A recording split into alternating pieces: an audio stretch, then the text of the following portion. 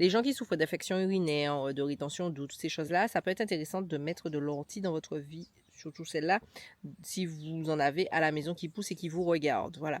Donc, vous êtes souvent sujet à ce genre de problématique. Et tout ça, zot gonflé, zot gros et puis de l'eau, vous pouvez utiliser ça, ça peut être intéressant. Il y a quand même certaines contre-indications, il faut faire attention, il ne faut pas trop en abuser parce que ça forme comme des petits cristaux, donc ça peut être contre-productif pour vos reins.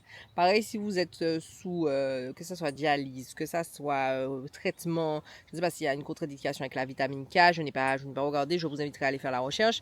Mais il faut faire attention si vous êtes sous médicaments. Je vous invite à aller consulter le docteur dans tous les cas pour être sûr que vous pouvez ingérer cette plante et aussi tester pour être sûr que vous n'êtes pas allergique. Oui, parce qu'on ne parle pas assez, mais il y a aussi des allergies à l'externe. À la partie qui vous intéresse, c'est-à-dire comment on l'utilise. Mais je te vois venir, Jean-Robert, je te vois venir. Alors, tu peux le faire, comme on l'a vu, sous forme d'externe. Soit tu le fais bouillir, soit tu le rends en bouillie avec un mortier. Et puis, tu peux mettre ça sur tes furons ou tes problèmes de peau. Soit tu le mets dans ton bain, tu le fais bouillir. Et puis après, tu le mets dans ton bain ou tu le mets dans ton bain comme ça, si ton eau est très chaude. C'est toi qui vois, tu fais ce que tu veux.